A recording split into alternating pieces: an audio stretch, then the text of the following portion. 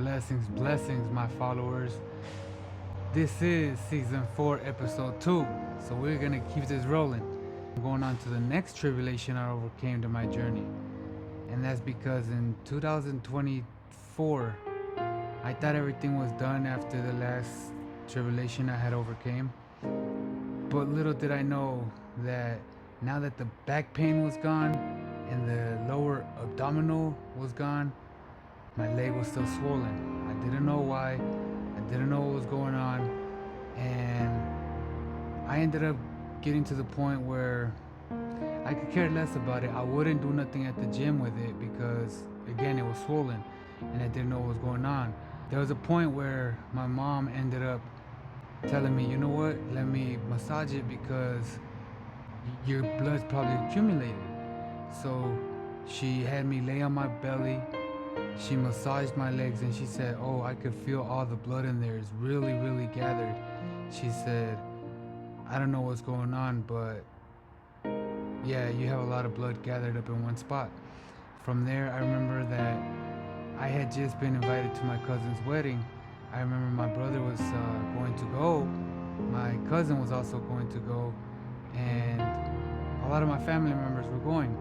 So I had that already in the schedule and to plan to go. And I remember that I ended up riding with my cousin.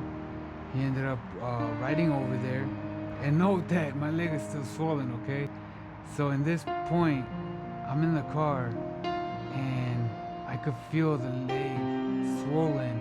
And I'm just like, man, and I didn't want it to be accumulated because I remember my mom telling me that all the blood was accumulated. So I'm like, I gotta keep this blood moving around and keeping it circulating through my leg. So I'm over here shaking it side to side. I'm massaging it, moving it around, trying to keep it active and keep it flowing. And I did that all the way on the way to Palmdale, because that's where the wedding was. And check this out, because I didn't even know what was going on in my leg. But in this point, when I got to the wedding, I remember that I caved into some shots, to some alcoholic beverages, and I got a little bit, not over the limit, but I got a little bit buzzed to the point where I was like, okay, and I was over there dancing and having a good time. And after that, we had ended up going. We crashed at the hotel, and then we ended up heading back home.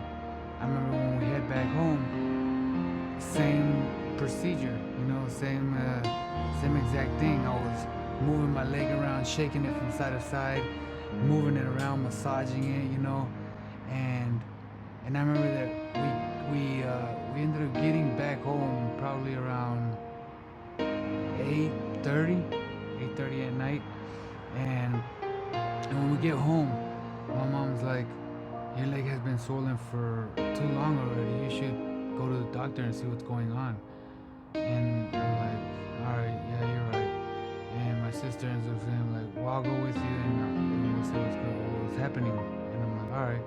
And my cousin's like, "I'll drive you. I don't have a problem." So I'm like, "Sounds good then. Let's go." Once I get in his car, he goes, what hospital do you want to go to?" And I'm like, "You know what? Just take me to San Martin. That one's pretty close." He goes, "All right, sounds good." So he ends up driving over there. When we get there, they end up checking me in, and we're waiting. Later on, the nurse comes out. They end up taking me to the back, and everybody's so with a great attitude. They're super cool and humble. And at this point, I'm like, I tell them, I'm like, yeah, I'm messing around with them too, feeding that energy that they're feeding me. And so they end up doing the ultrasound on the leg. And after they do the ultrasound, I'm just laid out on the hospital bed. I'm ready and just chilling. And then later on, the doctor comes in and he goes, "How's it going?" I'm like, "How's it going?"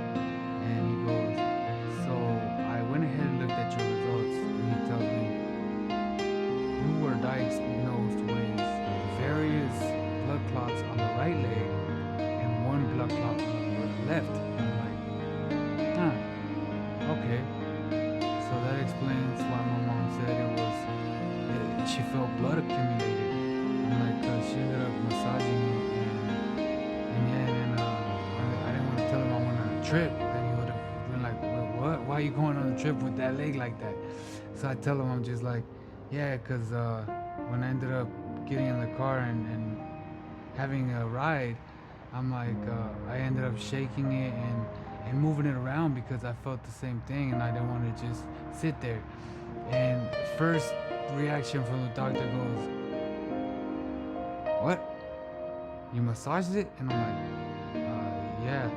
And he goes, "No." He goes, "You do not want to massage blood clots." And I'm like, "No?" He's like, "No." He goes, "When you massage a blood clot," he goes, you're gonna end up having it shoot into the lungs, into the heart, or into the brain." And he goes, "And if it shoots into your lungs, you're gonna be alive like 5 minutes, and then you're gonna die." He goes, "If it shoots into your heart, you're dead." He goes, "If it shoots into your brain, you're gonna have a stroke, and then you're dead." I'm like, whoa. He's like, "Yes, you do not want to massage blood clots when you got them." I'm like, "All right, doc, good to know. Thank you." He's like, "No, of course." Then he goes, "Yeah, uh, would you happen to have a filter?" And I'm like, "No, not that I know of." And then my sister was bedside, and she goes, "Actually, when he was in coma, he was immobile, and he ended up getting blood clots. And since he was getting blood clots, they ended up putting a filter in his system." Now, when she said this, I was like, "Really?" So I was like, "Wow." So I have a filter in my system, and and at this point, the doctor's like, "Oh, wow, okay. Well, that explains why you're still here." And I'm like, "Okay, I guess so." And at this point, he goes, "All right, sounds good then." And he goes, "I'm gonna go ahead and see what we can do to have that have that filter taken out." I'm like, "Okay, sounds good."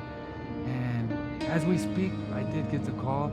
They did tell me that I could enroll into St. Rose here in Las Vegas, Nevada, because they said just enroll and tell them you want the filter out. But honestly, in my opinion, I think about it and I'm like, that filter saved my life once, and it's been 10 years, 12 years now, and I've had that filter in there, and who knows how many times it saved my life from blood clots. And I'm like, you know what? I'll just leave it in there. No harm done. I'm like, that's God's protection, because little did I know that it was in there, and that's how He protected me from this situation of getting blood clots. But at the end of the story, doctor puts me on Eliquis, which is a blood thinner, and I start taking those.